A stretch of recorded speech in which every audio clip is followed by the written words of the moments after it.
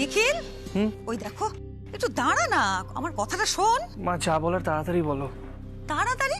সব ব্যাপারে তাড়াহুড়ো করাটাও বুদ্ধিমানের কাজ নয়। শোন, দেখ, এখন যদি বলি রাধাদের বাড়ি যাস না, শুনবি না, আমি জানি শুনবি না। তোর বাবাকে সঙ্গে নিয়ে যেতে বলছি, সেটাও শুনছিস না কেন?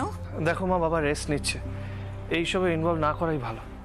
কি না করাই ভালো? হ্যাঁ, উফ, তোর বাবার বুদ্ধি অনেক বেশি রে, অনেক ঠান্ডা মাথায় কথা বলতে পারবে। তুই এত রাগী, আবার কি রেগে মেগে কি বলবি? রাধা তো বাবা, ওকে তো বিশ্বাস নেই। মা এইসবের জন্যই বলছি বাবাকে এসবে ইনভলভ করো না। বাই চান্স যদি রাধা বাবাকে কিছু বলে দেয়, তখন আমি আরো নিজেকে কন্ট্রোল করতে পারবো না।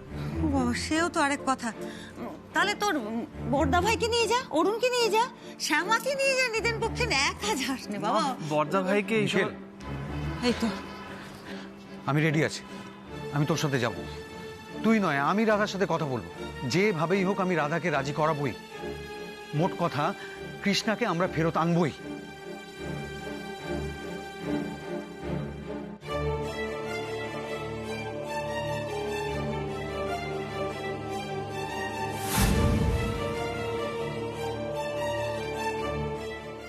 আরে শ্যামা কোথায়? শ্যামাকে দেখতে পাচ্ছি না। আমি এখানে বড়দাদা।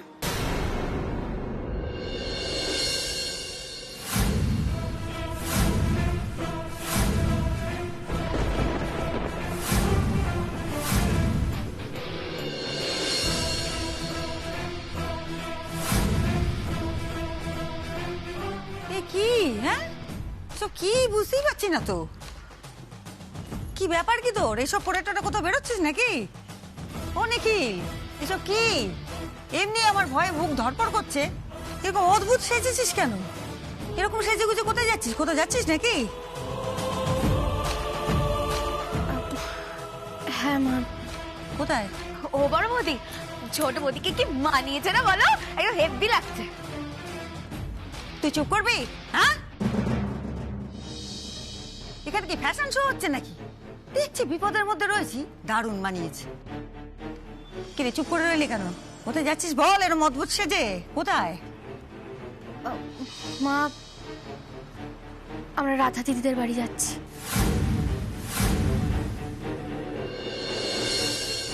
সে রাধাদের বাড়ি যাচ্ছিস বুঝলাম, সে তো নিখিলও যাচ্ছে, ওর সঙ্গেই তো যেতে পারতিস। তুই এরকম অদ্ভুত সেজে কোথায় যাচ্ছিস ঠিক করে বলতো? হ্যাঁ মা, তোমার ছেলেরা যদি আঙুল সোজা করে ঘি তোলার চেষ্টা করেও না পারে, তাহলে আমি যাতে আঙুলটা বেঁকিয়ে ঘিটা তুলতে পারি।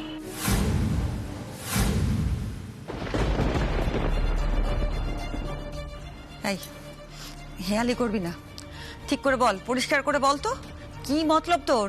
হ্যাঁ, কেন যাচ্ছিস এরকম পোশাকে? মা, ছোট কর্তা আর বড়দাদা সামনে দরজা দিয়ে ঢুকবে, আর আমি পাঁচিল টপকে পেছন দিয়ে ঢুকবো।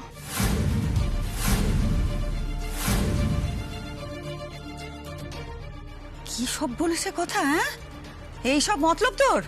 পাঁচিল টপকাবি? হ্যাঁ, কেন রে, কেন? দেখ, আমাদের বাড়ির মেয়ে, আমার ছোট দিদি, আমাদের মনে হয়েছে ওখানে ওর থাকাটা ঠিক নয়, বা আমরা ওকে নিয়ে আসতে চাই। এতে কোন আইনে আটকাবে বলতো? কেন এসব করছিস লুকোচুরি? মা, তুমি বুঝতে পারছো না, ওরা কিন্তু ভালো মানুষ নয়, ভদ্র ভাষায় বোঝার মানুষ ওরা না। মা, এদেরকে সিধে করার জন্য পেছনের দরজাই দরকার। কারণ আমার কিন্তু একবারের জন্য মনে হচ্ছে না যে রাধা দিদি এত সহজে কৃষ্ণাকে ছেড়ে দেবে।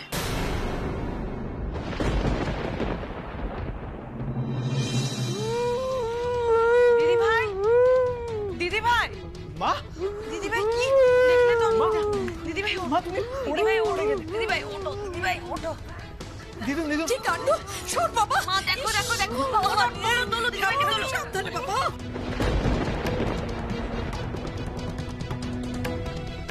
লজ্জা করে না? বুঝতে পারছো না এই সব কিছু কার জন্য হচ্ছে? খবরদার বলে দিচ্ছি, ওই ঘরের দিকে এক পা তুমি এগোবে না। দেখলে তো অনি বেটা, আমি এই একটা জিনিসের ভয়ে কৃষ্ণকে ঘরে আনতে বারণ করছিলাম। হয়তো দিদিভাই কৃষ্ণের গলা পেয়েছে, ব্যাস রেগে গেছে। এবার তুমি বলো, এর পরেও কি তুমি কৃষ্ণাকে দিদিভাইয়ের ঘরে নিয়ে আসবে? জানো অনিরুদ্ধ, তোমার কাকিয়া না তোমাদের এই সংসারের জন্য অনেক স্যাক্রিফাইস করেছে, অনেক।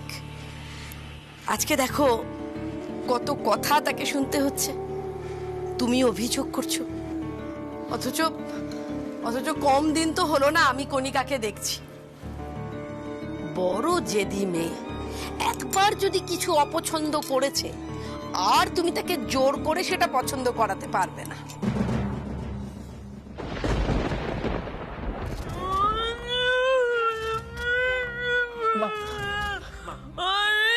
দেখো তো কেমন করছে, দেখো।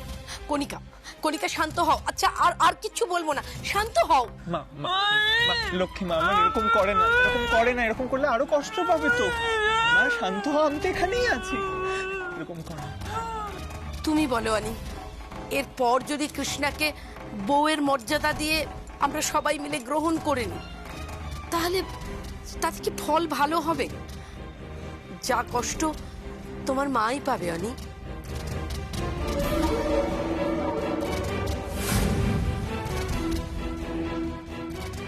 আর আর একটা বাইরের মেয়ের জন্যে যদি আমাদের কণিকার ভালো মন্দ কিছু হয়ে যায়, আমরা আমরা খুব কষ্ট পাবো আনি, খুব কষ্ট পাবো।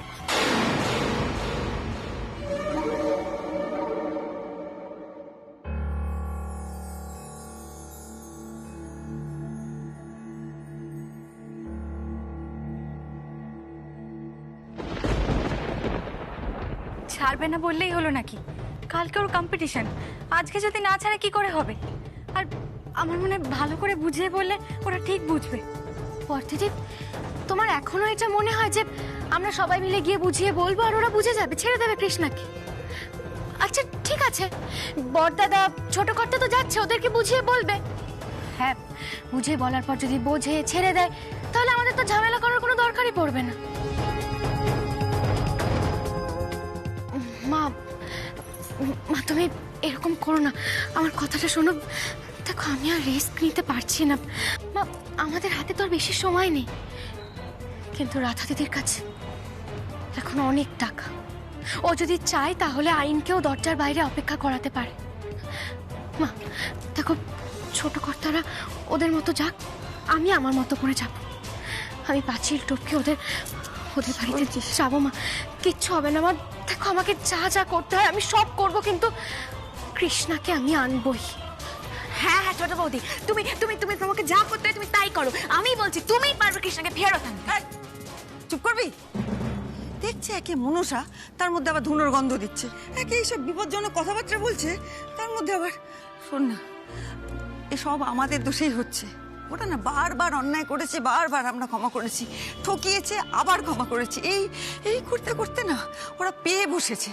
ওদের মধ্যে এতটুকু মনুষ্যত্ব বাকি নেই, নাহলে শুধরে যেত না। আর মনুষ্যত্ব নেই বলে আমার আরো ভয় করছে, যদি কিছু করে দেয় তো। মা আমার কথাটা শোনো, দেখো এখন তো ভয় পেলে চলবে না। আর শুধু কৃষ্ণা কেন মা, আমাদের তো মেসোমশাইয়ের কথাও ভাবতে হবে, বলো, ওনাকে তো উদ্ধার করতে হবে। আসলে মা, যখন থেকে আমি কৃষ্ণার কাছে এই কথাটা শুনেছি যে ও মেসোমশাইয়ের আওয়াজ পেয়েছে, তখন থেকে শুধু একটা কথাই আমার মনে আসছে যে রাধা দিদিরা মেসোমশাইয়ের কি অবস্থা করেছে বলো তো। আর ওই অত বড় বাড়ি কোন চোরকুঠিতে লুকিয়ে রেখেছে কে জানে। মা মেসোমশাইকে তো উদ্ধার করতে হবে, কৃষ্ণাকে আনতে হবে। আমার ছোট দিদি ঠিক শুনেছে, মানে অলোকের গলায় শুনেছে তো। মা ও তো বারবার করে একটাই কথা বলছে যে ও ঠিক শুনেছে, আর ও যেভাবে বললো তাতে কিন্তু আমারও এটাই মনে হচ্ছে যে ও একদম ঠিক শুনেছে। একদম তাই। আর কৃষ্ণার সাথে কথা বলার পর আমারও সেটাই মনে হচ্ছে মা। সেই জন্যই তো সিগন্যালে সিসিটিভি ফুটেজে মেসোমশাইকে দেখা যায়নি, তার মানে মেসোমশাই বাড়িতেই আছেন। মা এই কারণের জন্য আমি অন্য পথ নিতে বাধ্য হচ্ছি। দেখো ওরা বুক ফুলিয়ে এত বড় অপরাধ করতে পারছে মানে ওদের আত্মবিশ্বাস তুঙ্গে। তাছাড়া রাধা দিদি তো এটা খুব ভালো করেই জানে, ও যদি চায় তাহলে টাকা দিয়ে অনেক কিছুই কিনে নিতে পারে। তার থেকেও বড় কথা, কৃষ্ণা কিন্তু একবারের জন্য ওর বাড়ি থেকে চলে আসার কথা বলেনি, বরং রাধা দিদির এক কথায় ওর নিজের ফোন দিয়ে দিয়েছে। তাই রাধা দিদি একবারের জন্য এটা ভাববে না যে আমরা কোনো রকম কোনো প্ল্যানিং করতে পারি। দেখো মা, ছোট কর্তারা যখন রাধা দিদিদের সঙ্গে কথা বলবে তখন ওরা কথা বলতে ব্যস্ত থাকবে, আর সেই ফাঁকেই আমি পাঁচিল টপকে পেছন দিয়ে ঢুকে পড়ব। দেখো দেখো, যদি ভালো কথায় ওরা কৃষ্ণাকে ছেড়ে দিতে রাজি হয়তো তাহলে ভালোই, নইলে আমি ওই বাড়িতেই লুকিয়ে বসে থাকবো। রাত্রিবেলায় সুযোগ পেলে আমি কৃষ্ণাকে নিয়ে বেরিয়ে পড়বো।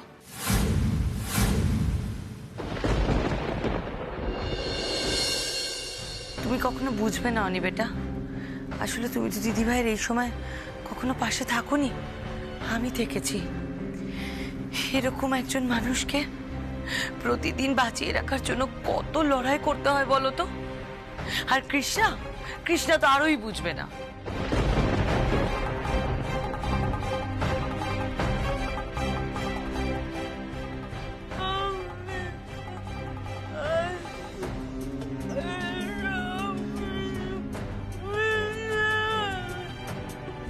দেখেছো অনিক, দেখেছো কৃষ্ণার নাম শুনলেই কিভাবে রিয়াক্ট করছে দেখো। আর তুমি কি বলছিলে, ওর হাতে খাবার আনলে সে খাবার নাকি মুখে তুলতো। কণিকা, শান্ত হও কণিকা, শান্ত হও। থাক মা, অনিবেটাকে বলে এখন কোনো লাভ নেই। ও এখন বিবাহিত, কৃষ্ণা যা বলবে ওর সেটাই সঠিক বলে মনে হবে।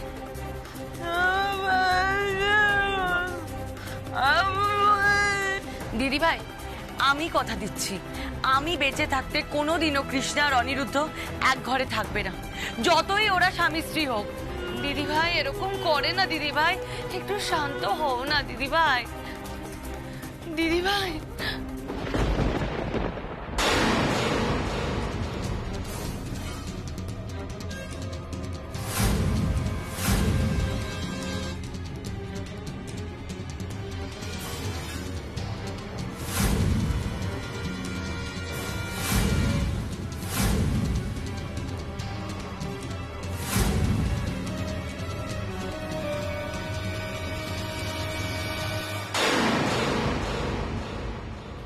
বলছিস এসব? আরে তোর কোনো ধারণা আছে তুই কি বলছিস? তার মানে তুই এতক্ষণ ওই শয়তানপুরীতে বসে থাকবি? ওরে, তোরা নিজেরাই বলছিস নাকি অলোককে ওখানে আটকে রেখেছে কোন চোর কুঠুরিতে, আর তোকে হাতে পেলে ওরা ছেড়ে দেবে? কি যে করবে তোর সঙ্গে তোর কোনো ধারণা নেই। আচ্ছা ঠিক আছে, আমি মানছি তুই বুদ্ধির জোরে আমার ছোট দিদিকে বাড়িতে নিয়ে চলে এলি, তারপর হ্যাঁ, তারপর যদি আর ঘরে না তোলে, ওকে স্বীকার না করে। মা, কেন তুমি এরকম কথা বলছো? আমরা তো বেঁচে আছি, এটাও তো কৃষ্ণার বাড়ি। দেখো মা, আমরা তো কৃষ্ণাকে সামনের দরজা দিয়ে নিয়ে আসতে চাই, কিন্তু রাধা দিদি তো সেটা হতে দেবে না। রাধা দিদি এটা চায় না। মা, আমার মেয়েটাকে তো আমাকে বাঁচাতে হবে বল। ওর এতদিনের স্বপ্ন আমি কি করে জলে ফেলে দিতে পারি বলো? ওর স্বপ্নকে তো আমাকে বাঁচাতে হবে। এই সব কিছু মিটে গেলে না হয় রাধা দিদির সঙ্গে আইনি লড়াই লড়বো, কিন্তু মা যদি প্রয়োজন হয় তাহলে এই মুহূর্তে আমাদের ছলনার আশ্রয় নিতে হবে। মা, এইটুকু ঝুঁকি আমাদের নিতেই হবে।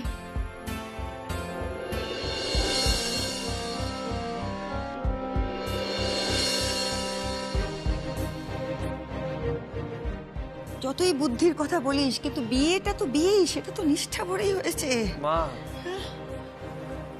মা দেখো, কৃষ্ণার বর মানে অনিরুদ্ধকে নিয়ে আমার কোনো সমস্যা নেই। আর আমি এটাও জানি, যেদিন অনিরুদ্ধ রাধার আসল রূপ দেখবে, নিজের ভুল নিজেই বুঝতে পারবে।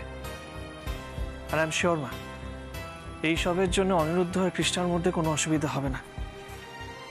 কিন্তু মা, রাধাকে যদি শাস্তি দিতে হয়, আমাদের উল্টো পথ নিতেই হবে। যেমন কুকুর তেমন মুগুর।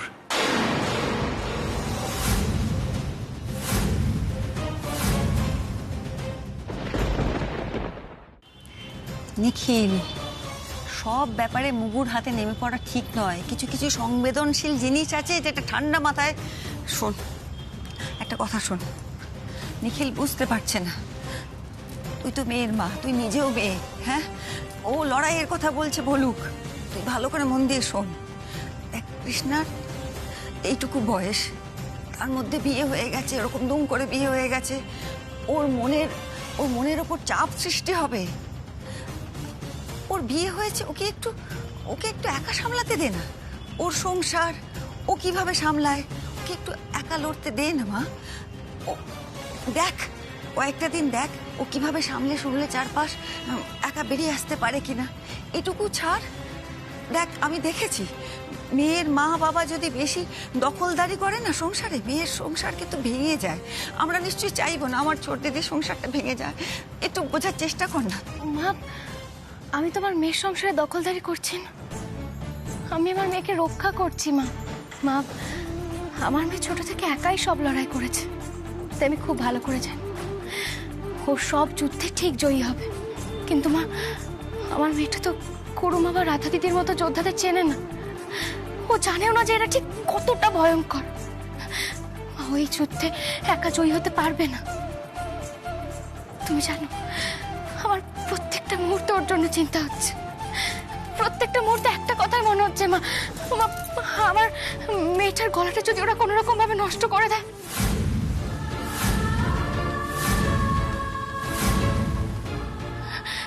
না মা, আমি আমার মেয়ের কিচ্ছু হতে দেব না, ওর ক্ষতি হতে দেব না। মা, তুমি শুধু আমাদেরকে আশীর্বাদ করো, আমরা যেন জয়ী হয়ে ফিরতে পারি।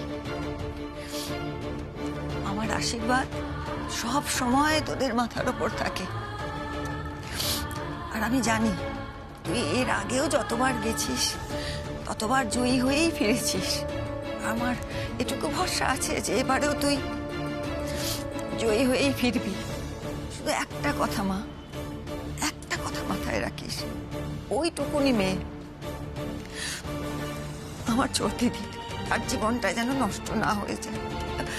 সবে মাত্র বিয়ে হয়েছে তো, আর একটা মেয়ের কাছে তার বিয়ের মূল্য অনেকখানি।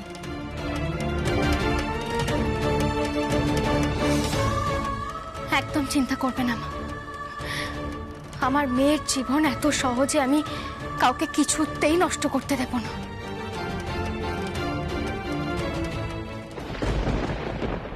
দেখ রাধা, কণিকার তো খারাপ লাগবেই, এমন ফুটফুটে ছেলে ওর, কে একটা ধরে বেঁধে এমন একটা মেয়ের সঙ্গে বিয়ে দিয়ে দিল। হ্যাঁ রে রাধা, মায়ের মন পুড়বে না বলতো? চিন্তা করো না দিদিভাই, আমি কখনো ঘি আর আগুনকে একসাথে রাখবো না। আমি অনিরুদ্ধকে শিলিগুড়ি পাঠিয়ে দেবো।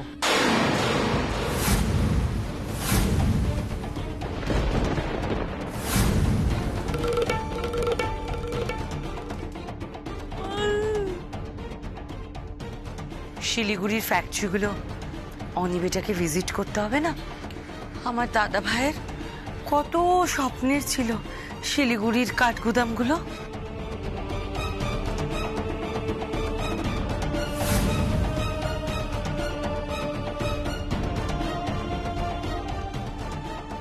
না মা,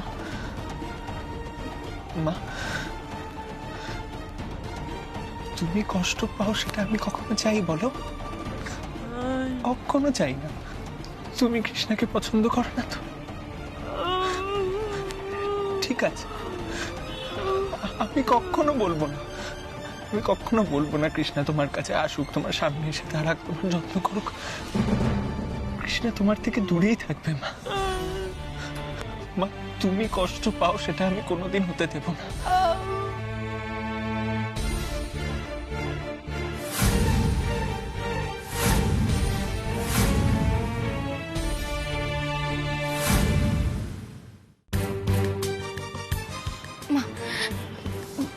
মা, এবার আমরা আসি।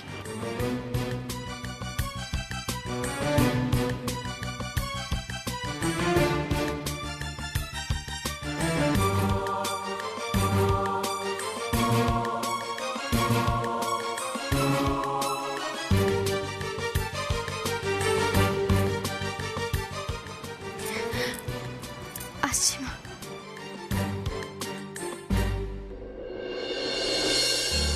আসছি বড়দিদি। সাবধানে, সাবধানে।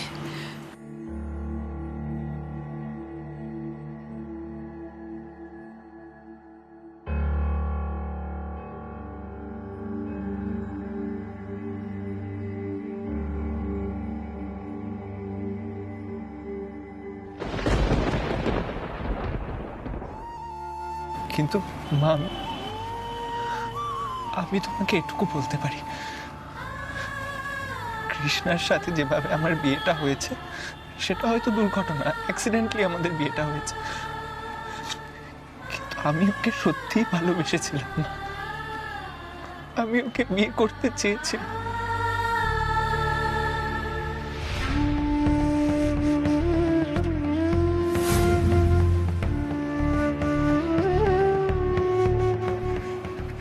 কৃষ্ণা খুব ভালো মানুষ মা। আমি তোমাকে যেরকম চিনতাম কৃষ্ণা ঠিক ওরকমই মানুষ। তুমি বুঝবে মা, একদিন তুমি ঠিক বুঝবে, যেদিন তুমি সুস্থ হয়ে উঠবে তুমি ঠিক বুঝবে।